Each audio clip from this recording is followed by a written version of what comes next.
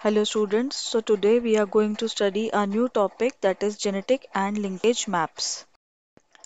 So हमारा first part जो होगा इसमें वो है जेनेटिक मैपिंग के बारे में स्टडी करना कि कितने टाइप्स की होगी, सिग्निफिकेंस क्या है, कैसे करना है और एक्यूरेसी कितनी है। ये सारे पैरामीटर्स हमको स्टडी करने हैं अगर हमने लिंकेज मैपिंग या जेनेटिक मैपिंग के बारे में स्टडी करना है। तो जेनेटिक मैपिंग जो है इसके नाम से पता लग रहा है जब हम जीन्स की मैपिंग कर रहे हैं, हम जीन्स को क्रोमोसोम्स पे लोकेट कर रहे हैं, इनको लोकेशन की बेस पे इनको हम स्टडी करने की कोशिश कर रहे हैं। तो इसका अल्टरनेट नेम लिंकेज मैप भी है, क्रोमोसोम मैपिंग भी बोला जाता है। तो Alfred was the first to construct a genetic map. और यूनिट्स क्या होते हैं, हम इनको न्यूमेरिकल की तरह लेके चलेंगे। यूनिट्स क्या होते हैं, मैप यूनिट या सेंटीमॉर्गन बोला जाता है। फॉर एग्जाम्पल आपको चार फिगर्स दिख रही हैं, genetic map, cytogenetic map, physical map. तो जेनेटिक मैप एक्चुअली में क्या होता है, इसमें आपको डिस्टेंस पता लगता है कि जीन्स कितने कितने डिस्टेंस पे प्रेजेंट हैं, सेंटीमॉर्गन हम इसका यूनिट करते हैं। लेकिन जो साइटोजेनेटिक मैप होता है इसमें आप बैंड देख रहे हो, तो हम इसमें क्रोमोसोम लेवल पे बैंडिंग के बेस पे हम लोकेशन देखते हैं।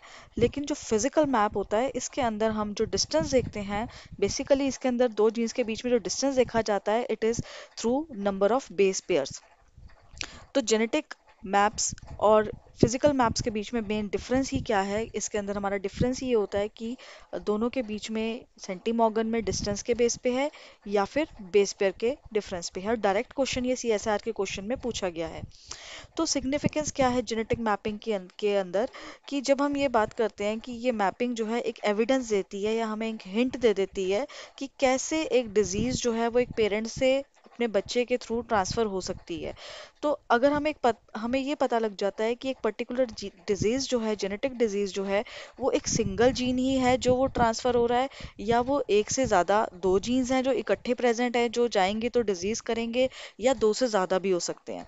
तो ये हमको ये हिंट दे देता है, क्लू दे देता है। उसी तरीके से हमें ये भी पता लग जाता है कि हम हमें कि कौन सा जीन जो है वो रिस्की जीन है जिसकी वजह से एक ऐसी डिजीज हो सकती है, जेनेटिक लेवल की डिजीज हो सकती है जिसकी कोई ट्रीटमेंट नहीं होती है। तो अगेन मुझे लोकेशन पता लग जाएगी कि ये जीन है, पर्टिकुलर जीन, इसको वहां पे ट्रांसफर अगर ये हो जाएगा ऑफस्प्रिंग के अंदर तो ये जेनेटिक डिजीज को कॉज करेगा। थर्ड पार्ट जो इसमें इसका यूज आ जाता है वो ये आ जाता है कि अगर अब मुझे ये पता है कि ये पर्टिकुलर जीन जो है अगर ये एग्रीकल्चर क्रॉप में किसी में डल जाएगा, जैसे कि बीटी कॉटन में हमने पढ़ा है कि उसमें इम्यूनिटी मिल जाती है against the pathogens bacterial infection या क्रॉप पेस्ट के अगेंस्ट। तो हमें वो जीन पता लग गया कि ये पर्टिकुलर जीन है और इसकी लोकेशन कहाँ है क्रोमोसोम के ऊपर, और we can transfer it into the crop.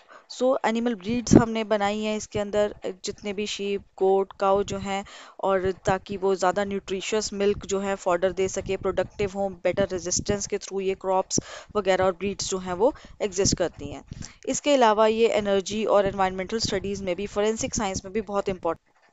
Basically ये जो टॉपिक है genetic maps and linkage maps और क्रोमोसोमल मैप्स, ये आपको जीन्स की लोकेशन बताएगा एक क्रोमोसोम के ऊपर, ताकि आप उस इंफॉर्मेशन को आप यूज़ कर सकें, चाहे वो आप एनवायरनमेंट के किसी प्रॉब्लम को सॉल्व करने के लिए करें, चाहे वो ह्यूमन पब्लिक हेल्थ के लिए को सॉल्व करने के लिए करें, चाहे आप वो एग्रीकल्चरल क्रॉप्स को इम्प्रूवमेंट करने के लिए करें, अपनी ब्रीड्स को, जो एनिमल ब्रीड्स जो हैं उनको इम्प्रूवमेंट के लिए करें। और सबसे इम्पॉर्टेंट बात है, जो जीन एक अगर डैमेजिंग है ऑफस्प्रिंग के लिए, तो वो लोकेशन कहाँ है, और वो अकेला एक जीन है या फिर उसके साथ एक दो जीन्स और हैं जो कि लिंक्ड हैं, और वो अगर आगे ऑफस्प्रिंग में जाते हैं तो वो कैसे डिजीज कॉज करते हैं या फिर वो कोई अच्छा फैक्टर कॉज करते हैं।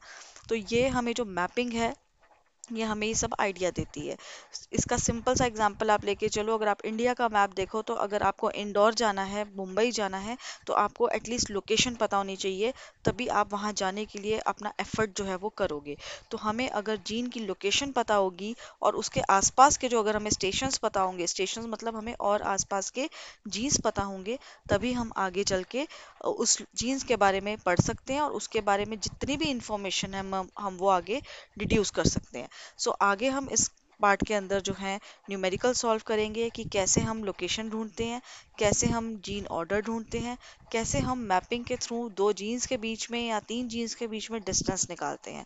This is a very important topic for CSIR UGC net exam. तो चाहे वो बी पार्ट का हो चाहे वो सी पार्ट का हो, इसमें से क्वेश्चन आपको वो 100%, 101% जो है देते ही देते हैं। So let us meet in the next part of video.